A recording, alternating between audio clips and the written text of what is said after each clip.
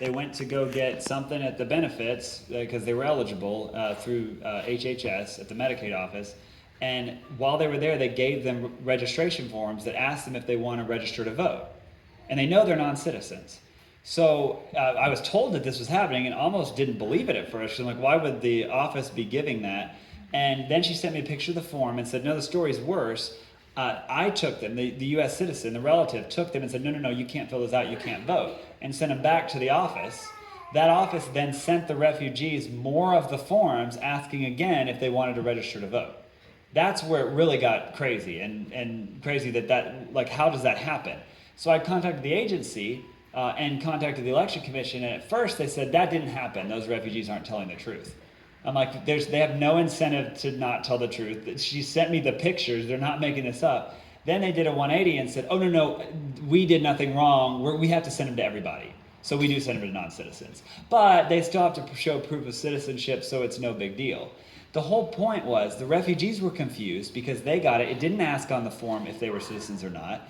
And it got them thinking, oh, I guess we can register to vote. And so you have people that have a language barrier who are getting all these forms that they think they have to fill out, and they repeatedly keep getting sent these voter registration forms. And so what you could have is either you could have people actually fill those forms out incorrectly, non-citizens who are then breaking federal law and can get arrested, or people who are like, I'll take full advantage of this and nefariously sign up to vote and sway elections. And I don't know if you've seen the new data that came out, I think it was yesterday, where they did a study on the number, some odd millions, I don't want to say it incorrectly, but look up the report that just came out for the percentage now that they think of non-citizens who are registered to vote in the United States. It is now within the margin of error, the window of affecting a U.S. presidential election. That's how many in different states there are. And so I don't believe we have a widespread issue with it in South Carolina, but the whole point is, I now have proof of an agency repeatedly sending voter registration forms. These ones are actually called voter registration declination forms. So it's like they're saying, oh, it's different. It's like, no, it literally says on the form, do you want to register? We'll help you. And sign up to register. And so we tried to fix it. I put an amendment on the budget that simply said, no government money in South Carolina can go to distributing forms to non-citizens, knowingly distributing forms to non-citizens. Republicans joined with Democrats to kill that.